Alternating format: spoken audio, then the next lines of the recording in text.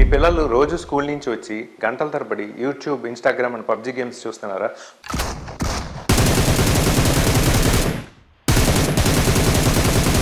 పూర్తిగా cell ఫోన్‌లోని చూడటంలోనే మునిగిపోతున్నారా? Of course ఇది మీకు సరదాగా, ఆనందంగా అనిపించొచ్చు. కానీ మీ పిల్లల యొక్క మెదడు ఆరోగ్యాన్ని ఇది నాశనం చేస్తుంది. దీన్ని మోడర్న్ భాషలో డిజిటల్ ఒబేసిటీ అంటారు.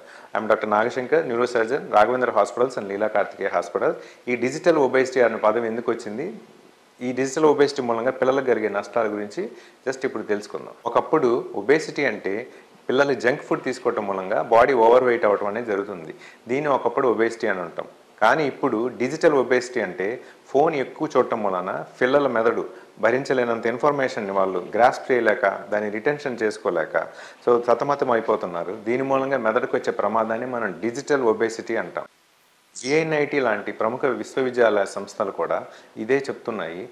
ఇప్పుడు వచ్చి పిల్లల్లో అందరిలో కూడా చాలా వరకు మెజారిటీ కాన్సంట్రేషన్ తగ్గిపోతుంది, ఫోకస్ తగ్గిపోతుంది, లెర్నింగ్ కెపాసిటీ తగ్గిపోతుంది, స్లీప్ ప్యాటర్న్ తగ్గిపోతుంది. ఇవన్నీ కూడా ఇప్పుడు పిల్లల్లో వచ్చే ముఖ్యమైన మార్పులు. పిల్లలు కనుక స్మార్ట్ ఫోన్లో రీల్స్ అవి చూస్తూ ఉంటే వాళ్ళ మెదడులో డోపమిన్ అనే పదార్థం ఉత్పత్తి అవుతుంది. ఈ డోపమిన్ అనే హార్మోన్ ఆర్ న్యూరోకెమికల్, అది రివార్డింగ్ హార్మోన్ అనమాట.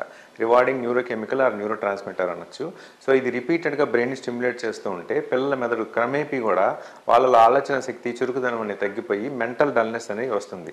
దీని మూలంగా వాళ్ళు చదువు మీద ఆసక్తి అనేది చూపించలేరు, కొత్త విషయాలు నేర్చుకునే దాని మీద కూడా వాళ్ళు ఆసక్తి అనేది చూపించలేరు. మీ పిల్లల్లో ఈ లక్షణాలు గమనించండి.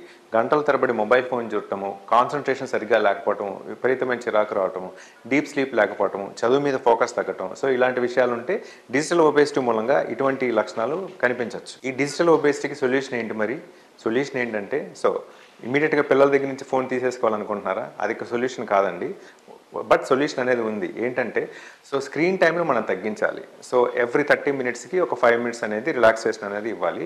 కంటిన్యూస్గా ఫోన్ అనేది ఇవ్వకుండా ఉండాలి. నెక్స్ట్ స్క్రీన్ డీటాక్స్ అంటే వీకెండ్లో అసలు ఒక రోజు పూర్తిగా వాళ్ళ మొబైల్ వాళ్ళకి ఇవ్వకుండా ఆ సమయాన్ని ఫ్యామిలీ మెంబర్స్తో గడిపేటట్లు చూడాలి. ప్రతిరోజు కూడా బయటికి వెళ్ళి అంటే ఇంటి ఆవరణలో కానీ బయట కానీ ఒక 1 అవర్ స్పోర్ట్స్కి కానీ ఫిజికల్ ఎక్సర్సైజ్ కానీ కేటాయించాలి.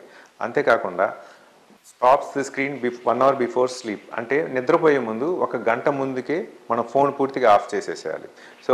ఫోన్ ఆఫ్ చేసి ఇమీడియట్గా నిద్రపోవటం అనేది జరగకూడదు. రొటీన్గా నిద్రపోయే సమయానికి ఒక గంట ముందు ఫోన్ అనేది మొబైల్ చుట్టం అనేది ఆపేసేయాలి. నేను న్యూరో సర్జన్గా చూస్తున్నాను.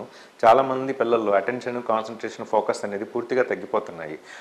వాళ్ళని ఈ పరిస్థితిలో అంటే ఈ స్టేజ్లోనే మనం ఆపాలి. లేకపోతే వాళ్ళ భవిష్యత్తు అంతా నాశనం అయిపోయే అవకాశం ఉంది. అందుమూలంగా ప్రతి ఒక్క పేరెంట్కి డిజిటల్ ఒబేసిటీ గురించి తెలియాలి. దాన్ని వాళ్ళు కంట్రోల్ చేయగలిగి ఉండాలన్నమాట. మీ పిల్లలు రోజు మొబైల్ ఫోన్ ఎంతసేపు చూస్తున్నారో తెలిస్తే కనుక కామెంట్ చేయండి. ఈ వీడియో ప్రతి తల్లిదండ్రులకు కూడా చేరేటట్లు షేర్ చేయండి.